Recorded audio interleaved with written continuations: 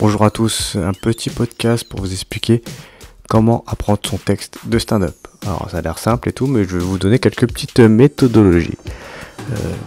Souvent, je pense que j'ai pas mal d'élèves, j'ai toujours pas mal d'élèves, c'est cool. Et je vois souvent ils ont un problème de méthodologie au début. Ils ne savent pas trop par où commencer, c'est un petit peu confus.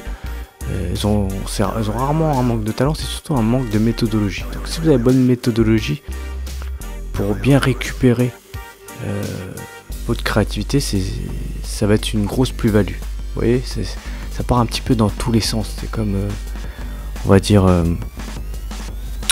comment dire ça. Par exemple, des gens, ils sont pleins de bonne volonté, ils veulent faire du bénévolat ou de l'aide alimentaire. Ouais, mais ça part dans tous les sens. Si c'est pas bien organisé, même s'il y a la bonne volonté derrière, c'est pas optimum. Vous voyez, c'est pour ça des fois il y a des associations, des choses comme ça, donc qui gèrent mieux la logistique pour récupérer la bonne volonté des gens. Mais c'est pareil des fois pour les gens qui démarrent dans le stand-up, ils ont de la super bonne volonté, mais ça part tellement dans tous les sens qu'il y a énormément de pertes. Donc je vais essayer de vous aider pour mieux apprendre votre texte. Première chose, donc je pense que une partie des gens qui connaissent pas trop le stand-up ou pas trop les scènes ouvertes de débutants, ils pensent c'est idiot son conseil, parce que tout le monde connaît son texte, tout le monde apprend son texte, c'est rien de compliqué. Moi, très sincèrement, j'ai fait beaucoup de plateaux d'humour, j'ai géré beaucoup de plateaux d'humour de débutants. Je vais donner quelques chiffres, hein. Je suis vraiment, je pense à plus de 1000 plateaux, donc faut savoir que des fois c'est jusqu'à 4-5 personnes, 4-5-6 humoristes, des fois j'avais 10 humoristes par soir, donc ça fait, vous faites le calcul, hein, c'est que j'ai dû voir vraiment, j'en sais rien, 3000 humoristes, donc j'avais vu beaucoup, et une grande partie des débutants. Donc ma réponse, est-ce que tout le monde connaît son texte quand il monte sur scène? Non, la réponse est non, 3 fois non, 1000 fois non.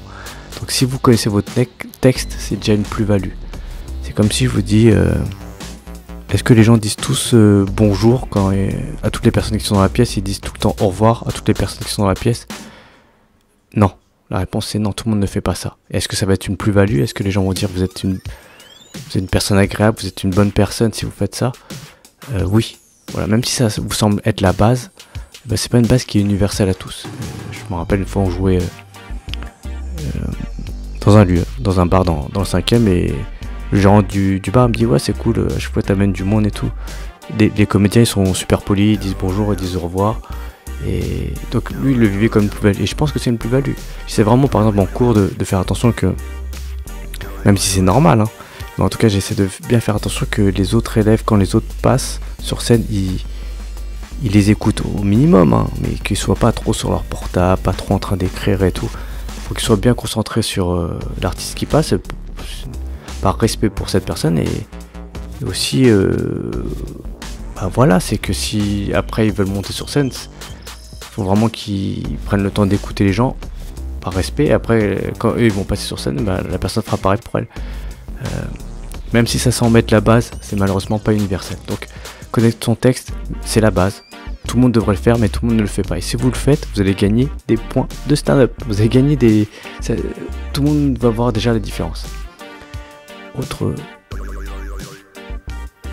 chose, même si ça vous semble irréel ce que je vais dire, je dis vraiment la vérité.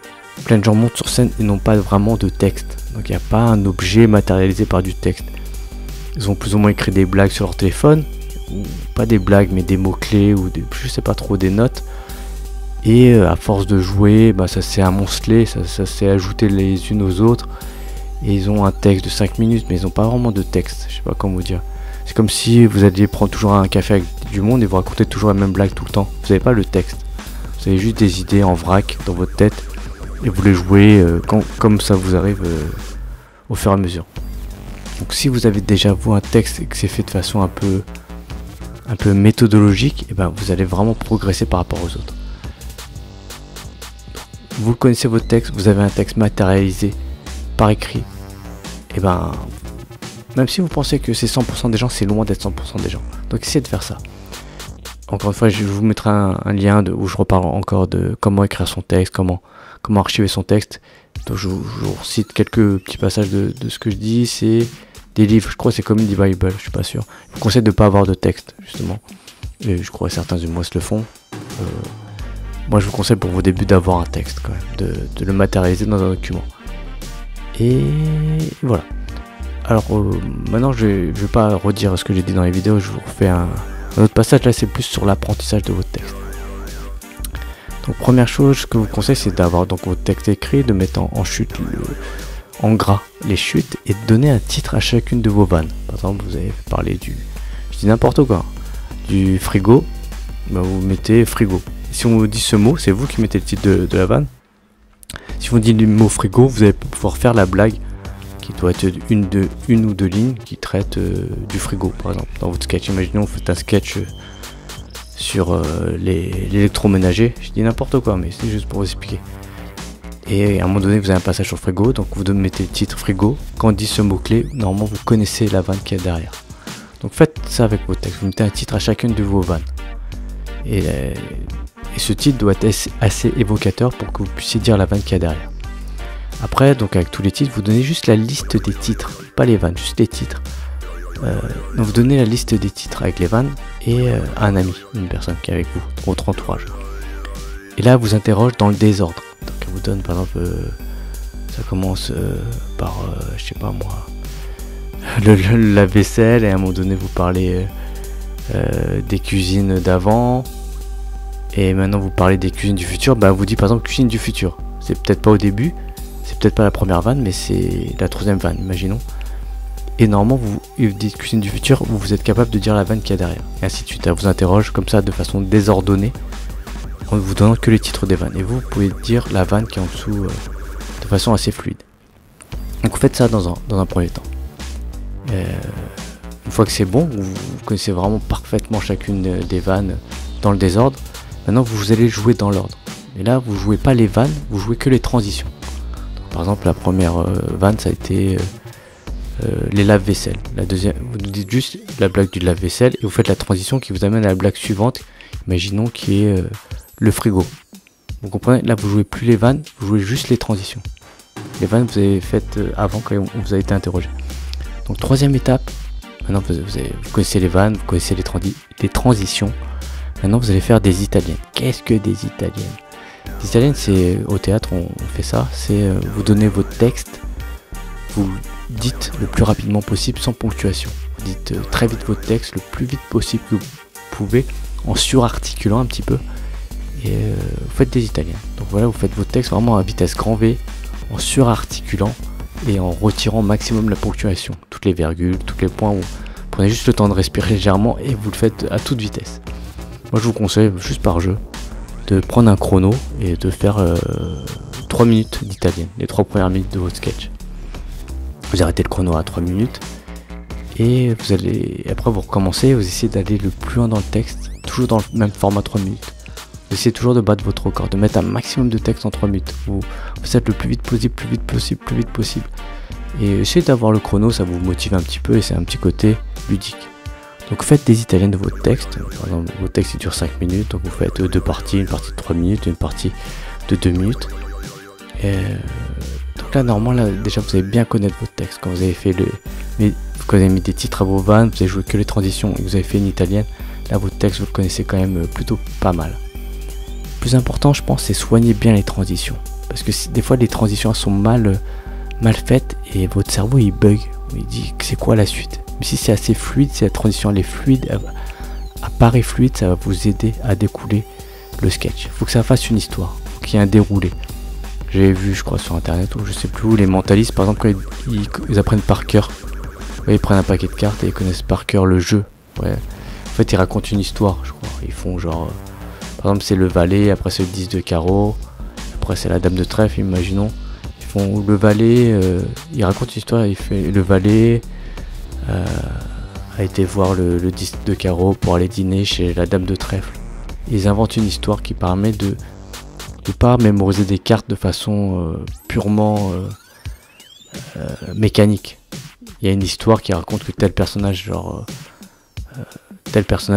qui est le valet de trèfle, a rencontré la dame de carreau. Je sais pas, ils apprennent pas les cartes réellement, ils apprennent une histoire où les cartes sont des personnages et les retiennent. Donc si il y a un déroulé, s'il y a vraiment une vraie histoire derrière, ça va découler de façon beaucoup plus fluide votre texte. Une fois que vous connaissez votre texte, vous avez bien appris les transitions, voilà, vous avez fait des italiennes. Maintenant essayez de faire votre texte un peu rapide, hein, pas en italienne, mais pas joué non plus, mais un peu rapide. Et vous demandez à quelqu'un encore, faut toujours avoir quelqu'un sous la main qui vous interrompt de temps en temps. Il lève la main et il vous donne une opération, une multiplication simple. Genre vous faites votre texte, blablabla. Tout coup il lève la main et vous lui donnez la parole. Et là il vous demande une opération. Genre il vous dit 4 x 3. Vous devez répondre, la réponse c'est 12, hein, si vous êtes fort en maths. Et après vous reprenez votre texte. Donc ça vous permet d'être interrompu dans votre texte et d'être capable de reprendre immédiatement. Souvent sur scène, dans les comedy clubs, tout ça, ça bouge beaucoup.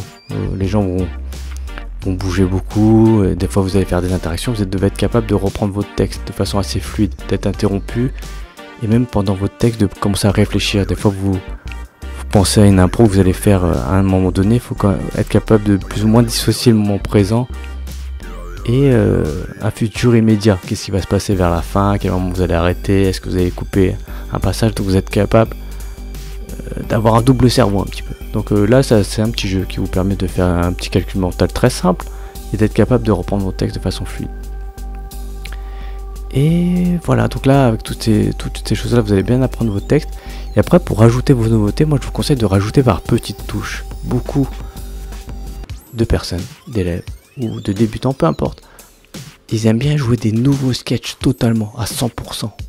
Le problème de faire cette méthodologie, c'est un peu compliqué. Je vous donne une métaphore footballistique. Vous aimez le football? Et ben, par exemple, ceux qui sont arrivés en finale de la Ligue des Champions, c'était Tottenham et Liverpool. Et ben, cette année, ils ont recruté très peu de joueurs. Genre, je crois 1 ou 2 ou 3 joueurs, quoi. Mais le gros de l'équipe reste la même équipe. Et avant, c'était des équipes qui recrutaient assez peu de joueurs. Tu vois, ils recrutaient vraiment quelques joueurs clés. Et ils sont arrivés, donc ils sont dans les meilleures équipes de leur championnat en Angleterre et ils sont arrivés en finale de la Ligue des Champions, qui est la meilleure compétition de foot européen. D'autres équipes comme Monaco par exemple, je crois l'année dernière ils ont fait jouer, alors l'équipe pour les gens qui ne connaissent pas le foot, on joue à 11 sur le terrain, eux ils ont fait jouer jusqu'à 50 joueurs différents. Donc il y a vraiment un turnover très fort et ils étaient quasiment dans les dernières places du championnat. Ils ont beaucoup de mal à intégrer parce que les gens n'ont pas l'habitude de jouer, ça change tout le temps, c'est une très forte instabilité. Donc, mais si vous intégrez un joueur par un joueur et que vous laissez vraiment bien le temps de s'installer, d'être vraiment intégré dans le groupe, et après vous faites venir un autre joueur, l'équipe va être bien plus performante. Et ben c'est pareil pour votre texte. Si vous rajoutez les nouvelles vannes, imaginez des vannes, c'est des joueurs, vous les intégrez petit à petit dans le texte et après ça se fond dans le collectif, et ben ça sera bien plus efficace. J'espère que cette métaphore footballistique vous a convaincu et que vous allez bien apprendre votre texte.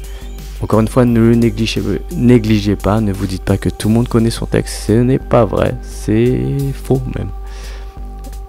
Apprenez votre texte et ça vous libérera en fait. Vous allez voir, après vous allez jouer, vous allez prendre un plaisir à jouer puisqu'il n'y aura plus de texte, vous allez le connaître tellement bien que vous allez prendre du plaisir à jouer, à faire des impros, ça va être une énorme plus-value pour votre passage de stand-up.